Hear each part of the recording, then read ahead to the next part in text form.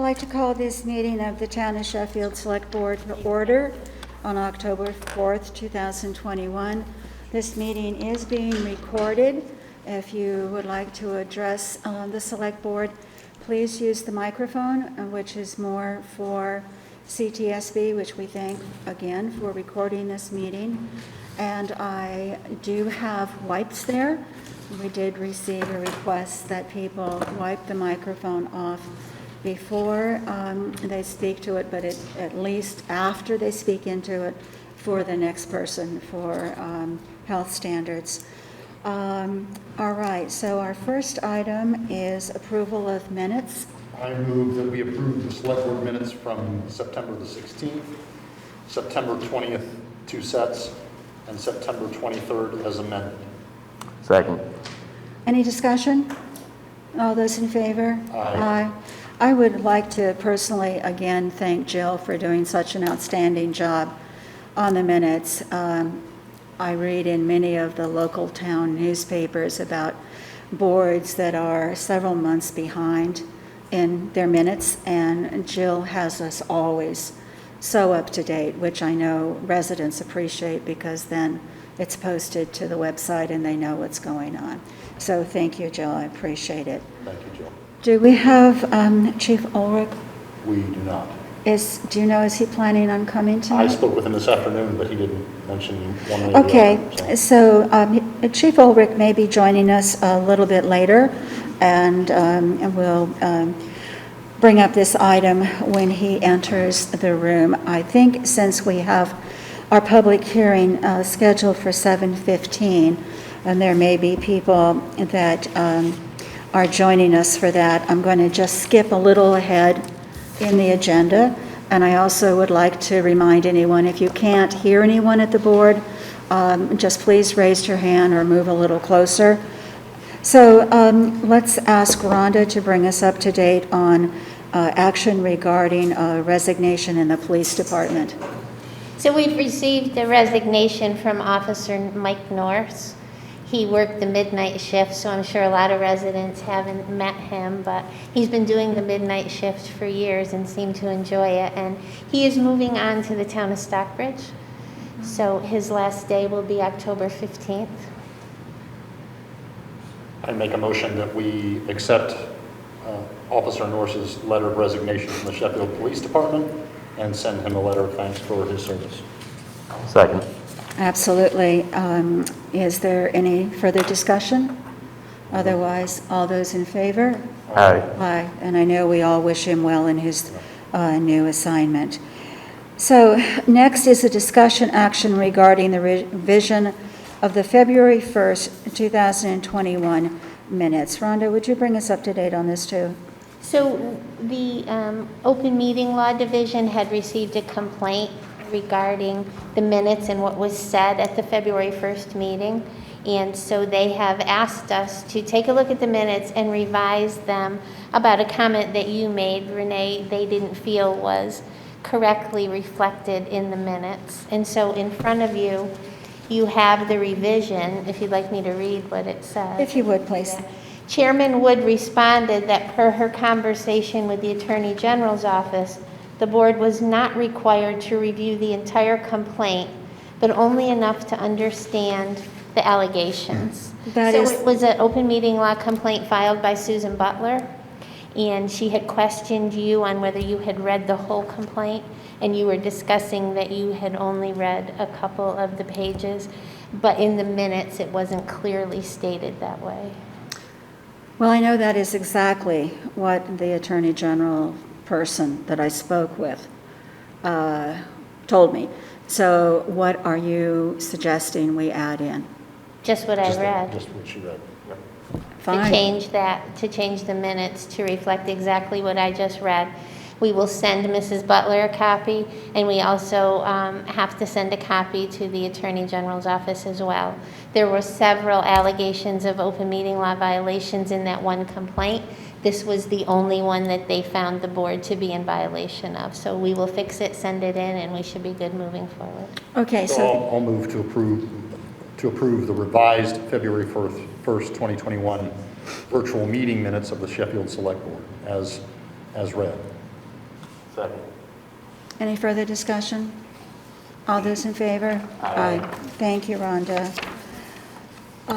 Next, we have review and action regarding the amendment to the zoning bylaw regarding the solar section of the zoning bylaws. Rhonda, once again, please. So we had received, on the second page in front of you, we had received from the planning board who was looking to change the definitions regarding solar in 7.4.2. So they're want to change the definition of a large-scale solar and a small-scale solar. So we sent what the planning board had proposed over to town council, and you have his response in there. There were a couple of changes that he would like to see made as well. That has been sent to planning board, and I believe that's on their next agenda to go over and take a look at town council's changes from what was sent. So I don't think that we're ready tonight for you to make your final decision unless, I mean, I'm sure you want to hear what the planning board has to say about town councils. Well, I guess the question is, since we spent money on town council to review this, do we need to let the planning board know that we endorse the changes that are made by town council? Otherwise, we're going to keep going Right. potentially round and round. And it looks to me like the changes that John Eichman made were very simple, but very much clearer. Yeah, and of course, just as background, all of this came out of the solar installation that was done at Berkshire Fence, which retroactively, there was a foo-foo about whether it qualified under one definition or another, and it was finally sorted out, and the planning board gave them a special permit. But this revision that the planning board is after, and I thank them for doing it, is to try to avoid whether it's ground-mounted or roof-mounted or however, and just focus on the square footage, et cetera. So does the board wish to get a letter to the planning board before their Wednesday meeting on this matter? I And believe if so, Yes. I'd make a motion that we approve or recommend that to the planning board that we accept John Eichman's presentation of, or changes to the bylaw. I'll second that. okay, I think that's a good idea, and maybe we can hopefully get that out. Would you mind authorizing Rhonda to sign it because time is short? Yes, I will authorize Rhonda to sign it because time is short. Okay, great. All right. Is there any further discussion, including Rhonda? Can we also add to the letter that if they agree with what you're saying, your recommendation and John's recommendation, that this is your final review and you're ready to move forward? Sounds good to me. Yep, Okay. sounds good. Thank you. Okay, so we've got the amended motion and the amended second. Is there anything else from anybody? All right, all those in favor? Aye. Terrific. Okay. Now, next we have discussion and action regarding a one-day alcohol license for Black Sheep Brewing. And that is in our packets. And Rhonda, we have everything? We do. They're looking for a license for a function at the town park on October 16th from 3 to 5 p.m. Anyone care to make a motion? I'll make a motion that we, approve the applicant as written. I would heartily second that. It's a lot of fun, actually. For what? It's a lot of fun. Okay, all right, so we have a motion and a second to approve the license for Black Sheep Brewing Company, which is Big M Brewing, on the 16th of October 2021 from 3 to 5. Any further discussion? All right, all those in favor? Aye. Well, we're going to have everything done before we get to 7:15. All right, let's keep going. Okay. So the next one, I think, is mine. And I just wanted to bring the board up to date. And we have a contract in our packet And I want to let the board members know, first of all, if you've not had a chance to review this, we can put this on the agenda for Thursday. I do not want you to be rushed, okay? But specifically, this board has approved a food diversion program and pickup at the Sheffield transfer station, where homeowners can bring in their food waste and deposit it in a tote, series of totes, and that will go over to a local company in Great Barrington to be made into compost. I put outside a flyer for those who wanted to pick it up. It's not complete, but it does talk about, it's the first part of our education in what type of, and this is it, and it's sitting outside if anybody wants to pick it up. It basically is that it's not only a scrape the plate type of situation, but scrape what you're cooking into your bin, and you can bring it over to the transfer station any of the 4 days a week that the transfer station is open. The totes will be, as we discussed at our last meeting, collected every day, emptied, cleaned. We're hoping to keep all rodent and bear problems at a minimum. But basically, it's fruit and vegetable peels, dairy, eggs, grains, bread, meat, fish, poultry, bones, shells, soiled cardboard from like a pizza box, napkins, and paper towels. We are going to be paying, and we have a grant for this, $40 every day the food is picked up, which will be 4 times a week. However, if we see stuff like compostable ware, which is any type of knives and containers, coffee cups, wrappers, plastic, metal, and glass, we'll be charged an additional $40 by the composting place. So we will have to get on that very quickly, and it may actually put the whole program into jeopardy. We can't be affording $80 a pickup. So I'm just really asking people to think hard about this. Most places won't take bones and skin and fat and cheese and bacon grease and oil and all that. They will, but they will not take stuff that can't rot. So it's pretty straightforward. And the way that they compost this, even if it's a paper coffee cup, it's not, I don't get it quite, but it's not going to rot in time. So it's pretty clear. We're going to be getting this in color. We'll have a sign at the transfer station, and we'll be sending some flyers out, put this on the website, etc. We're looking to maybe start this as soon as October 16th. And Frank has helped me pick out a spot, which will be right near the metal container to start with until this expands, and then we may have to relocate it. But we need to approve our contract first with them. And so I just wanted to see if the board is ready to do that, or if you've not had a chance to read it, let's table it to Thursday's working session, whatever's good for you. I've read it. I've read it. Okay. I make a motion that we approve the contract for household food diversion and pickup at the Sheffield transfer station between the town of Sheffield and Berkshire Compost, and authorize Rhonda LeBombard to execute the agreement with Berkshire Compost. There is one typo. There's, just a second. Bob, did you have? I'll second that. I'll second that. Martin, where's the typo? The email address for Rhonda at the bottom of page 1. Just a minor, because it's also given on page 2, but I think that might be some.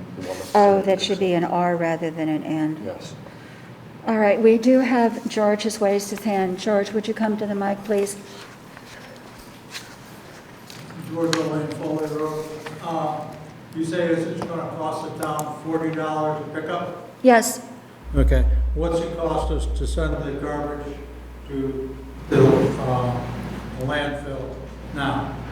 I can't answer that question for 2 reasons. First of all, Mass DEP was a year ago to ban. I can't understand with that mask on. Mass DEP a year ago was to ban all food waste from landfills, but because of the pandemic, they have postpone that. So this board and this recycling coordinator feel this is the right thing to do. Most families put 25% of their garbage is food waste. We also have a grant to pay completely $8,000 plus for this for 1 year. So this money is not coming out of the Sheffield taxpayers' pocket, is being funded by the state of Massachusetts. At the moment. Yes, at the moment. My thing is, the state stops funding it after a year Yes, and mandate that we take it out of the waste stream, yes. okay? But they don't put in a way to do it. We haven't seen the final state directive yet, and it may be postponed another year. I can't predict what DEP is going to do. Well, I mean, it's just like when the Boy Scouts were recycling newspapers, okay? The state came along and said, oh, you gotta recycle newspapers, and the bottom went out of the market, okay? And the town was wound up with almost 2 tractor trailer loads, almost 80 tons of paper, which had been gonna make money for the Scouts. So your point To is? get rid of. So- I mean, So George, I don't understand, because right now, all of this food waste is either going into home compost situations, or it's being thrown into the compactor. So we are paying for it right now. So we have a year pilot program funded by the state to try and find out if there's enough interest in this prior to the time DEP goes ahead, supposedly, and mandates that food waste be removed from the transfer station.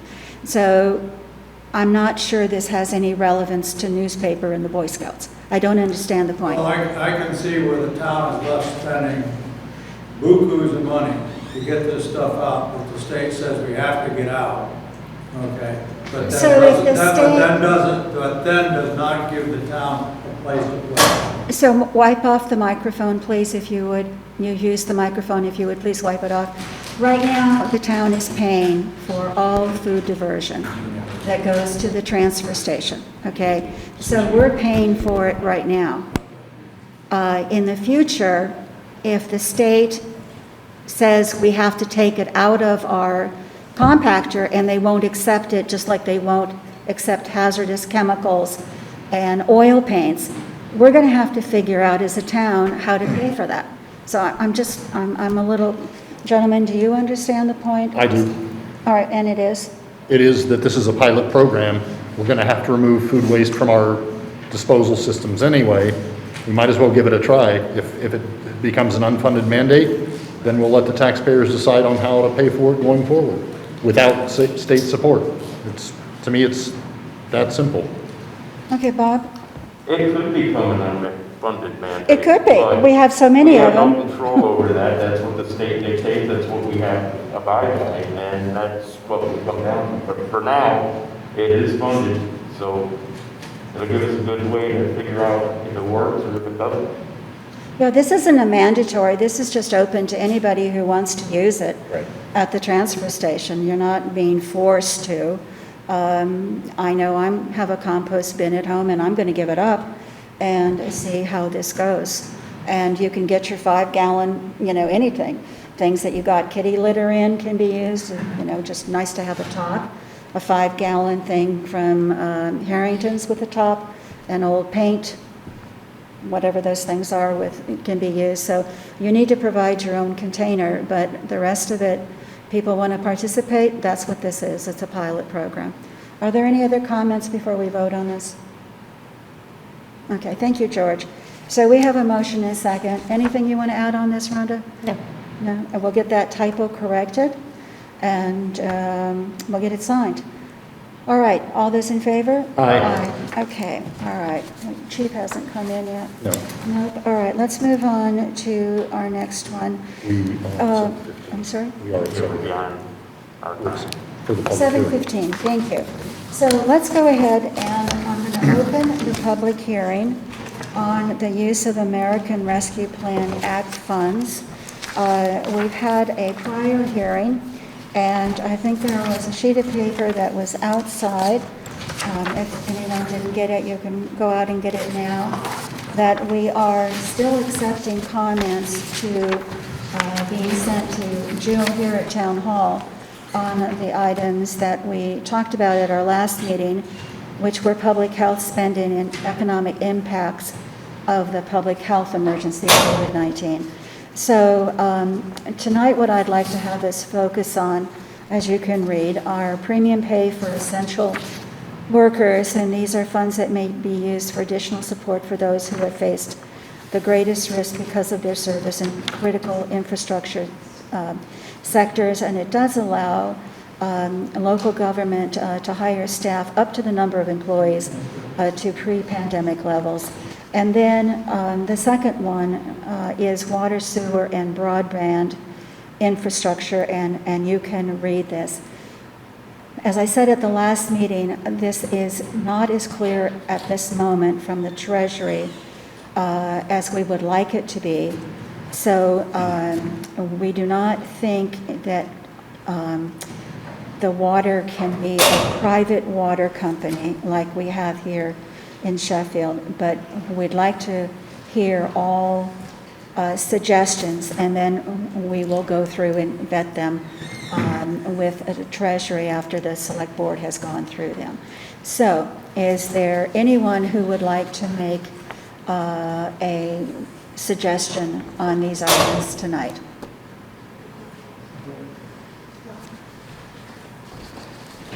Hi, Selectboard. I'm Lori Hills. I'm also the commander for the American Legion Post, and tonight I'm representing the Post Home. I understand that there's a couple of things that we aren't into that, but I understand these funds are for nonprofit.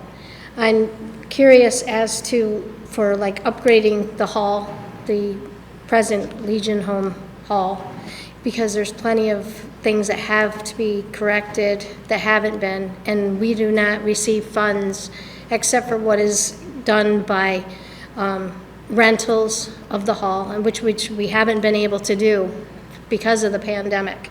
And there's a few things that, like the windows, energy Excuse me, efficient. this is what George brought up at the last meeting. So if you have anything that you want to add to that, would you kindly send Jill an email?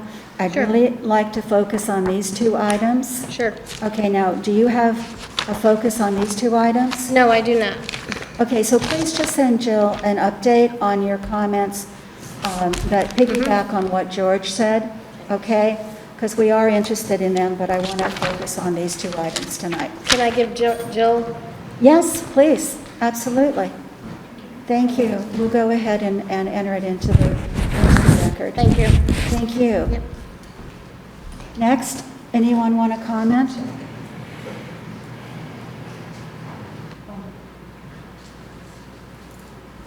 Hi, Kathy Orlando. Would this be including something like a small package treatment plant in the center of town to be able? Oh, Kathy, get a Yeah. little closer to the Oh, mic. It's just, sorry. Is that better? Yes. I had no You can idea. actually hold it up if you want. I mean, I do agree with George that it is hard to... Oh, you know what? This isn't the mic that deals with this. Can you just come a little closer and we can... That deals with CTSV. That doesn't deal... Maybe you could just step forward just a little bit and really speak up. Yeah. Okay. So I'm wondering, when we did the master plan in 2005, one of the things that was addressed there was that given the constraints in the center of town, one of the things that might help in being able to do reuse and help expand the housing in the center there would be to do a package treatment plant. Yes. And so I'm wondering if this is the kind of thing that could be used towards identifying next steps for that, being able to identify who we could work with to be able to explore the viability of doing that, sizes. One of the things that the Housing Commission has been looking at is there a way to be able to use some of the larger homes in the center of town as people age out of them, to be able to potentially work with those to be able to make them multifamily, whether they're rental or homeownership. But one of the key issues is being able to address the treatment. So I think this could be an ideal way of being able to do that. Yeah, I think that's a very interesting idea. I remember very vividly, we actually tried to get some money to do a package treatment study Yes. here in the town hall, in the town Center. Village Green, Yeah. to expand infill. Yep. We didn't get the money. Right. But I think this is interesting. We're going to put it definitely on the list. It's actually on, probably should be on the list from our prior discussion, because this is public health spending and economic impacts of the public health. Yeah, this is kind of, I think it could go both. This is sewer infrastructure.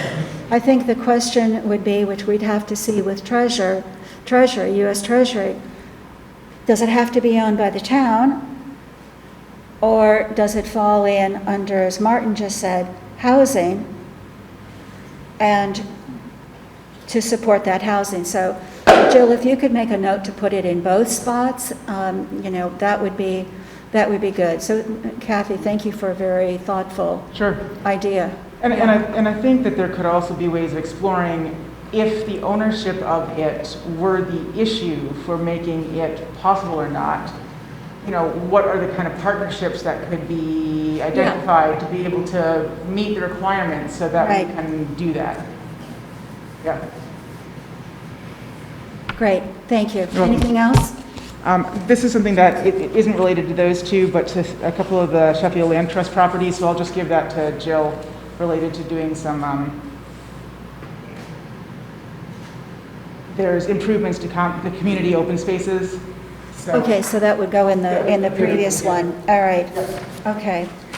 Does anybody have anything else to give to Jill on the previous of public health spending and economic impacts? All right, I'm surprised people haven't said anything about broadband.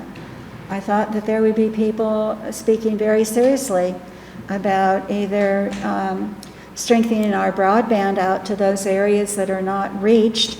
And we have tons of children, we kind of had that from the previous list, and/or going to our own system and getting rid of Spectrum. George? Yeah, George Olin again. As far as the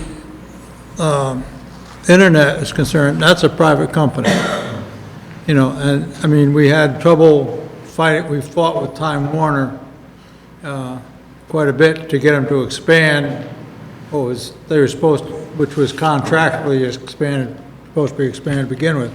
But the sewer, to increase the housing in the center of town or in town on 7, you're going to have to put in a sewer, because the existing homes sewer system is based on what they have for bathrooms and occupancy now. So it would be good to put a sewer in, but it would have to go from, one end of the village center to the other, and that's from Cook Road to, I think about Silver Street.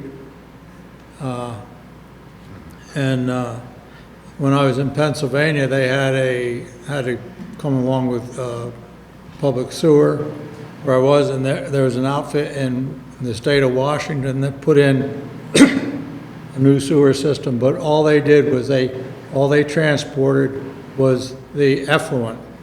Okay, they had a sump pump and put in an extra tank in and put a sump pump in it, so it was a charged system all the time. It didn't have to go in so deep. Okay, and once every couple or 3 years, they would pump out the holding tank, so that it was basically only effluent that they pumped into the septic system. And it was a lot cheaper to do than do everything like they do over at the school, So I think, that's be a good idea, and that if you want to increase the size of the number of houses in town, or from one end of town to the other. Thank you. Thank you, George. Anyone else? The only thing I wanted to add, Renee, that there were a number of people in our first public hearing that did discuss internet and the quality of service then as well, so. Yes, yes, quite a few. All right. Do any of the board members want to make any comments at this moment? No? Okay. I'm kind of wondering if our dry hydrants might come under this, or, under this topic. I'm just mentioning it. Yeah. I have no idea whether they would or not. I have no idea. But I think it might be worth looking into, because I know to get, what is it, Martin, 35 of those, it's going to be... 23, excuse me. It's going to be a fair amount of money to do that. I think we'll probably have more ideas than we have money, but I would just add the dry hydrants as a possibility. If there's nothing else, then I'd like a motion So moved. to close this public hearing. Bob has seconded that. All those in favor? Aye.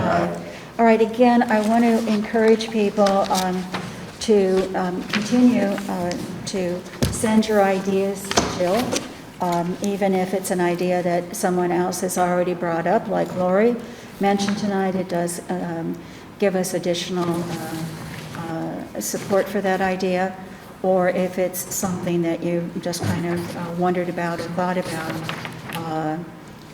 we can add it. I don't know what's going to come out at the other end, but if we don't have it, we can't add to it. Okay. So let's get back to our agenda. And thank you, Martin, for alerting me to this past 7:15. We had a request from a Paula resident, I think it was in March, to do a traffic study on Paula Road. So that study was recently completed by BRPC. They usually do those in August, and we have the results of that. Rhonda, are we putting this up under news? Yes, I will. So, okay, so this is going to be on the website under news. If you don't have internet and you want to see this, you can ask for a copy, and there's one here right now that I'll give you my copy. Did anybody on the board reading this, or Rhonda, was there anything that stood out in your mind? I know for me, it was actually the speed that was being traveled in the area. They also noticed there was a higher level of truck traffic Yes. than what normal, but that was expected. The speeds were actually much lower than I had anticipated. Yeah, it was very strange. There was very few that were actually speeding. It was Yeah, it was that, interesting. it said here, and again, we'll give this to anyone who wants it. You can pull it off of the website. In the next couple of days, it'll be up. The percentage of trucks on Paula Road is 11.9, almost 12% of the vehicles that were measured, which is high for a local rural road. And there's been comments made that trucks are cutting through to avoid having to go around. But also the speed was, there's a lot of trucks, but they're going slow, much slower than what would have been anticipated. Martin, did you have any comments? Exactly what Bob referred to. The 85th percentile speeds were 30 miles per hour northbound, 33 miles per hour southbound, and 32 miles per hour for both directions. Within the traffic engineering realm, the 85th percentile speed serves to gauge the appropriateness of the posted speed limit. A significant difference would be cause for further study. So it confirms speeds, at least for that study. So I don't know, and I wish I'm going to contact BRPC to find out. I don't know what the percentage is normal for a rural local road. They said it's high, but I don't know whether it should be 5%, that their history shows with other roads that are similar to this. But I do think that there's some thought that should be given as to is there a next step on this? Trucks on this road, and if so, what is it? And what do we do? So I'm going to ask the public, especially those on Paula Road and in that area of town, to take a look at this and come back with your thoughts, as well as the board to think, I mean, do we post no through truck traffic, a sign, try and put some enforcement on that? I don't know. Unfortunately, they really didn't capture visuals, so we don't know what type of trucks we're going through. In terms of the name of the truck, we know the size of the truck, but we do not know whether it was from one company or another company, or what percentage was represented by companies that are in that nearby area in Canaan coming through, or just what. There's several businesses in Canaan that will require truck traffic, and several local businesses that use those outlets for gravel and stone, so there will be truck traffic. Well, the question is whether it is extra. In my mind, it's truck traffic that shouldn't be using that as a cut-through. I don't know the answer to that. I'm not a traffic person. But anyway, Martin. The only thing I would, if you're going to, when you reach out to BRPC, it says the percentage of trucks was 11.9%, including buses and vehicles with 2-axle 6-tire and higher. It would be interesting to find out from them for a normal Western Massachusetts rural road, what is the portion of truck traffic on a rural road that's normal, as you've already pointed out, and what composition of that truck traffic is of regular UPS trucks versus other types of trucks versus agricultural uses and so forth. I mean, they're not all 6-axle trucks, Right. or 6-tire, 2-axle trucks. So we'll But see if we can get a If breakdown. there's any way they could give us some breakdown so that we Yes. understand the composition of truck traffic, I think that would be helpful as well. And I'm happy to work with you on, Okay, yeah. on Well, let's just Getting see to if they can get us the stuff. I'll just Okay. send them an email tomorrow. Okay, all righty. Anything else the board wants to comment on this, Rhonda? No. Okay, all right. So the board said we would get that, and we got it now. We'll just have to dig a little bit deeper to see what it all means. Okay, discussion action regarding electricity renewal with Constellation New Energy. Rhonda?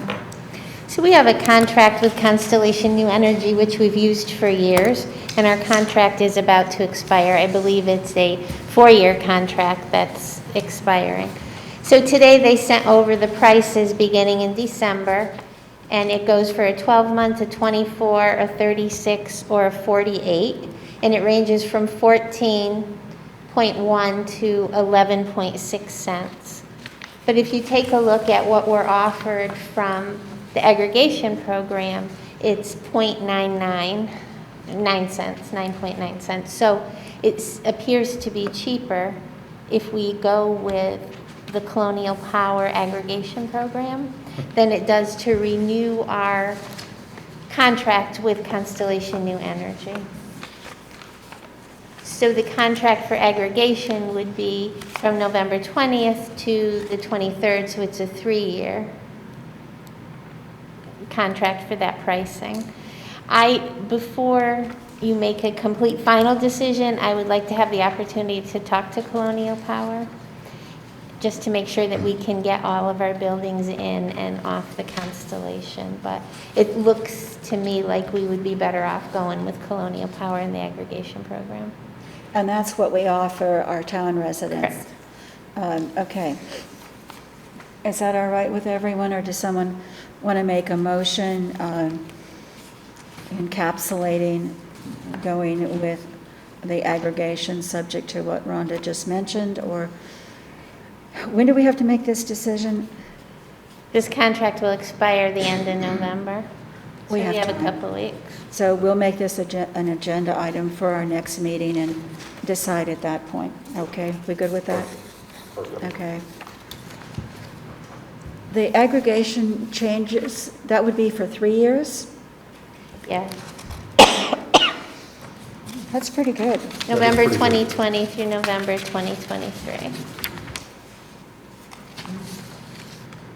Okay, all right, so that'll be next meeting. So our next item, and it looks like we're going to have to probably schedule Chief Ulrich for our next meeting, unless he comes in very quickly. Our next item is that we need to do just a little bit more paperwork on this USDA Emergency Health Rural Care Grant opportunity that we discussed, I think at our last meeting or possibly a little bit earlier. This is for the EMS rescue vehicle for the fire department. Basically, the prices have changed. Pittsfield Communication is the same price, but Liberty Ford is going up, and I was supposed to have that by today, but I don't. So I've kind of given a blank letter with prices to be filled in. The chief feels that this will probably be about, $3,000 to $4,000 higher. We're still looking at a 25% share if we get this contract, USDA paying 75%. So I added a few more. This is basically our letter from March when we went for the first USDA grant, under which we got the cruiser, but not the EMS rescue vehicle. I added a few more things to make this a little bit more tied to health, since that's what that grant is. It's an emergency health grant, stressing the EMS part of it as well as the rescue missions. And I do need to, and maybe Martin can help with the number of new members that we've recruited. I thought it was 7 or 8. It's 8. What is it? 8, okay, great. And the only other thing I would say is that, as we heard from the fire department, I think last week or whenever it was, they're already at 300 medical calls as of right now in the calendar year. So their numbers are up Okay, way so up. It's the last paragraph on this okay. page, first page. Yeah, 300 medical calls. To date, year to date. Yeah, okay. Okay, I know the police calls are way up also, so I kind of compared that to that. Can you get me what their medical calls were last year to this time of year? Oh, to this time of year, I'll ask for that. I don't have I it. mean, I really want to finish this grant this week, so if it's not, maybe I can just, I'll finish this. We've got in calendar year 2020, the fire department responded to over 250 medical calls. I Okay, think it's so it's even more. 300 and we're not even, this is the calendar year? We're in 9 months of 2021, Okay. we're already at 300. We've already exceeded. So, Okay, I can do this. Okay. I can finesse this, okay. So I don't know if everyone had a chance to read this letter. I'd prefer not to put this off to our working meeting, because I'd really like to get this grant in. It's got a lot more structure to it and a lot more requirements, so it's just going to take a little bit more time. Rhonda, did you, while Martin's finished reading, or, I was just going over it once again. oh, okay. Did you have any suggestions in the letter? I think the letter's great if the board would approve it the way it's written and allow Renee and I to put in the numbers when we receive them and get the application in. So, second. Okay, all right, we're good. All right, so I'd also, since this grant is a little bit more complicated, I'm not, and I've begun to get into it, I'm not sure what else I'm going to kind of run into. I don't think it's going to involve money, but it may involve signatures. So I know you have, at a previous meeting, the board agreed that when a grant was going to be submitted, Rhonda could sign everything. I just want to make sure that's still in force. Okay, great, all right. So we have a motion and a second. Any further discussion? All those in favor? Aye. Aye, okay. So I'm going to skip over the chief, and we'll schedule him for next meeting, as I said before. I think if I'm working off of the right schedule, that brings us to board items. Martin, let's start with you. I have nothing, thank you. I'm good. I'm good. Rhonda, let's go to you on town administrator items. Sure, I just have one thing that I thought of while we were sitting here tonight. We're going to start receiving calls about trick-or-treat hours. So it would be my suggestion that you set them on October 31st from 5 to 7. Anyone have, can we have a motion on that? So moved. Second. All those in favor? Aye. And we know that the PTO canceled The trunk or treat, yes? trunk or treat, so that won't be going on. Anything else, Rhonda? No. Okay. Public comments? George?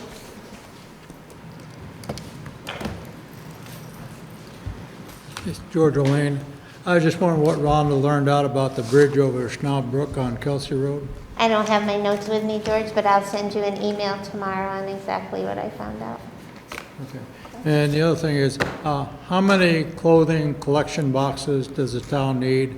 You've got one at Greenwood Church, you've got two at the transfer station, you've got one across the street from Galata's, and now you've got one at the senior center.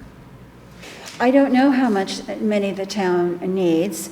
The town itself has provided two at the transfer station, and to date, since February, has collected over 5,000 pounds. Since those two, so that's less than a year. I guess that's 8 months. Since the town does not allow non-transfer station users to use those boxes, the board voted to put one here, and since at the last meeting you did not want it next to the book bin, we put it on senior I center. understand that. I'm just curious how many we need. We've I got- don't know, I think, George, that if we find that people do not use these two generally available here and at the senior center, clothing bins, that's another thing, that clothing is another one of those items that DEP has said they're going to take out of allowing into the trash stream. Okay? All landfills are supposed to be closed by 2030 in Mass, so somewhere it's going to be taken care of.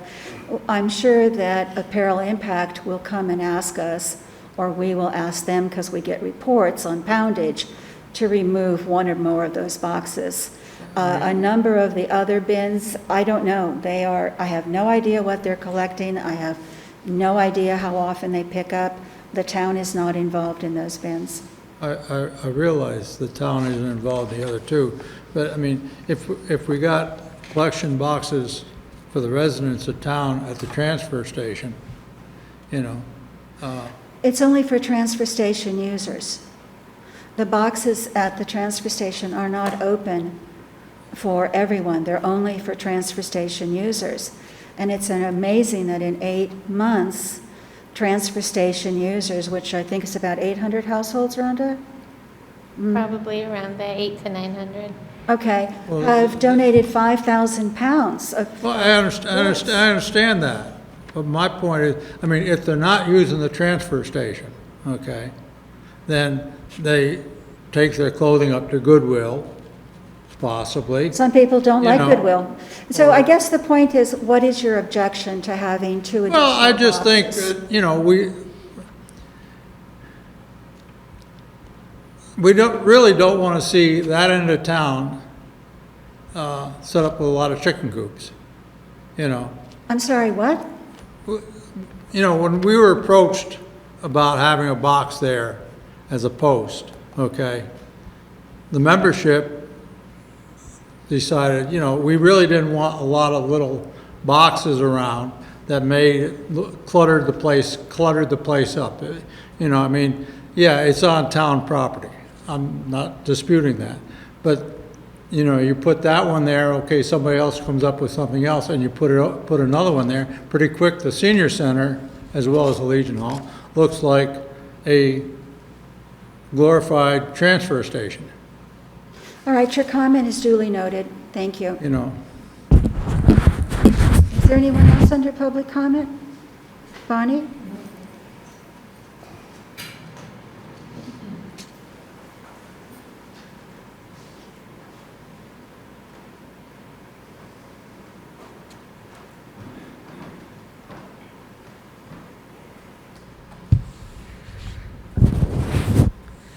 So, thank you. Bonnie Silvers, 15 Bow Wow Road. I thought I would hear a lot Need to have your more. name and address, please. I did. I'm sorry, I can't hear. Bonnie Silvers, Thank 15 you. Bow Wow Road, again. Okay, thank you. I thought I would hear a lot more during public comment, not during public comment, but during the public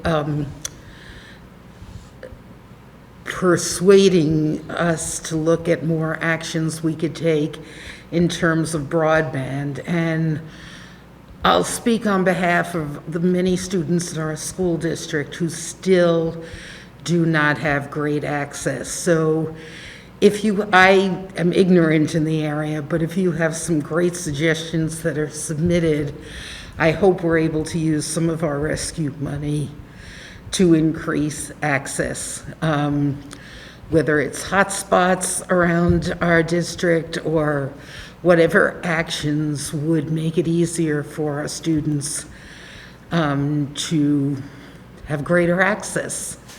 And that brings me to the second, which is everyone received a flyer from the RSDP, the Regional School Planning Board, asking for participation in the surveys. And I hope we use whatever powers you have, whatever anyone can. It's just go on to the site 8, the number 8, towns.org, and you access the community survey. And it only takes about 15 minutes, and it's really important that our communities are all heard. So we're had over 1,000 individuals, but that includes our current high school students, graduates, and community. So hopefully the participation will continue. It's through the 12th of this month. Okay, so Bonnie, let's just try that once more. It's 8, the number 8, just 8. Towns.org. And as soon as you go to the site, you will be able to access the survey. And the survey that you take is the community survey.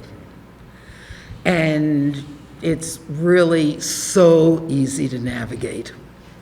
Martin? Yep, the only thing I want to add as well, even if you don't have children in the school district, even as, you know, parents, grandparents, whatever, or anything, you should take the survey because it does ask you, what do you want to see for our schools? And since we're footing, you know, 75% of our operating budget every year goes to almost directly to the school.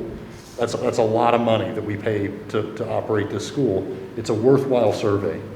Martin, thank you so much, because that is the critical. The people who've contacted me have all been senior citizens without children or grandchildren in the district. So thank you for mentioning that. Well, I think the other thing that I want to add, and Bonnie, we'll take your comment on hotspots and broadband, and we'll put that into kind of, we've got a running list of suggestions. But I took the survey. I put a lot of I would like to know mores in it, but it is, as far as I know, the first time that residents have been asked to weigh in officially on what we would like to see under this group that's looking at, I think it's consolidation, shared resources, and Just the combination of the high schools. yes, So it really gives us a chance to put there is no room for comments, but. There are places for Are there comments. rooms? I guess there are. Absolutely. Okay, thank you for correcting me. I took it a little while ago. But you get to check a number of things, and you do get to put in comments. So it's direct feedback without having to go to a meeting or send a letter, and it doesn't take long. So And there will be focus groups that will take place, and one of the focus groups will be community, and then there will be, the plan is for a community forum, and it's all happening within the next few months. The first phase will be ready to go public by, we hope, January. Okay, so now is the time to weigh in and join the conversation. And I'm one of your 3 members from Sheffield on the 8 Towns Regional Planning Board. So you can send complaints to me. Thank you. All right, thank you. And Martin, thanks so much for that comment. Pat?